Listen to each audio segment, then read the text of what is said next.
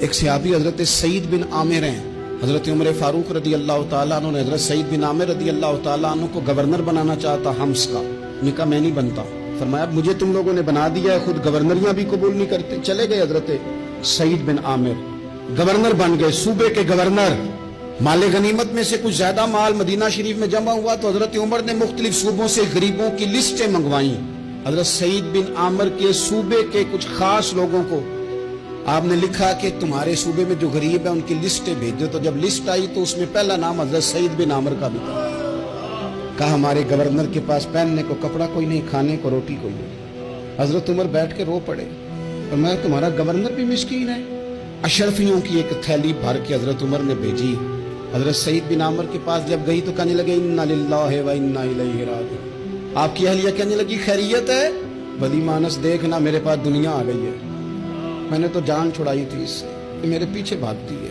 حضرت سعید بن عامر نے سارا مال وہیں اللہ کے حضور خیرات کر دیا.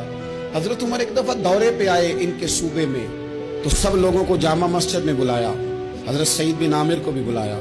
ابن الجوزی لکھتے ہیں کہ حضرت عمر نے فرمایا لوگوں تمہیں اپنے گورنر سے کوئی شکایت تو نہیں؟ تو لوگوں نے کہا 4 شکایتیں. ایک تو ہمارے گورنر صاحب جب شروع میں آئے تھے تو فجر کی نماز کے بعد ہی آ کے لوگوں کے بیچ بیٹھ جاتے تھے. اب اشراق چاشت کے وقت آتے ہیں، سورج پورا طلوع ہو جاتا ہے تو حضرت سعید بن عامر رضی اللہ عنہ آتے ہیں. اور دوسری شکایت یہ ہے کہ صرف دن میں ملتے ہیں، رات کو ملتے ہی نہیں.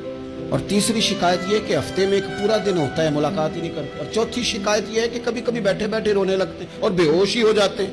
آپ نے ایسا شخص گورنر بنا دیا جو دیوانہ ہے. حضرت عمر نے بلا لیا، قریب بیٹھے تھے، کہا دے سوالوں کے جواب. گردن جھکی ہوئی ہے. عرض کرنے لگے امیر المومنین میں نے تو پہلے ہی کہا تھا میں گورنری کے قابل نہیں. فرمایا اب تو منصب تمہارے پاس ہے، تمہیں جواب تو دینا ہے. حضرت سعید بن عامر کہنے لگے حضور 4 میرے ساتھ مسئلے ہیں. فرمایا کون سے؟ حضرت سعید بن عامر کہنے لگے آپ سوال دہرائیں میں جواب دیتا ہوں.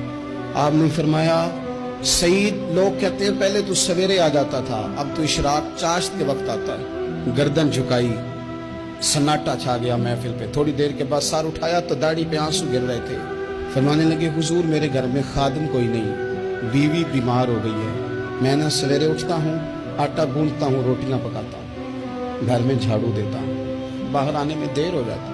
پہلے جواب پر ہی لوگ رونے لگے، آنسو نکلنے لگے. حضرت عمر رضی اللہ تعالیٰ عنہ بھی روئے. پھر فرمایا کہ سعید تو دن کو ملتا ہے تو رات کو کیوں نہیں ملتا؟ اپنی داڑھی پکڑ لی. کہنے لگے عمر ساری سفید ہو گئی ہے، اب تو لگتا ہے پھل پک گیا ہے، پتہ نہیں وہ کب مجھے کہے گا واپس آ جا. میں نے نہ دن مخلوق کے لیے رکھا ہے، رات اپنے رب کے لیے رکھی ہوئی ہے، مجھے تکلیف نہ دی جائے. گورنر کی بات کر رہا ہوں. پھر کہا سعید یار ہفتے میں ایک دن ملتے کیوں نہیں؟ کہنے لگے عمر یہ میرے رب کے ساتھ پڑتا ہے، اسے نہ کھولا جائے. فرمایا نہیں آپ بتائیں. حضرت سعید بن عامر کہنے لگے غریب ہوں، ایک ہی جوڑا میرے پاس ہے، میں غریب ہوں. حضرت سعید بن عامر کہنے لگے ایک جوڑا ہے، ہفتے میں ایک دن دھو کے خشک ہونے کو ڈال لیتا ہوں، پھر بیوی کے کپڑے پہن کے بیٹھا رہتا ہوں. کس طرح گھر سے باہر نکلوں؟ میرا پردہ تھا. میں اپنی غریبیاں لوگوں کے سامنے نہیں رکھنا چاہتا، میں جانوں میرا رب جانے، میں راضی ہوں نا اس کی رضا پہ.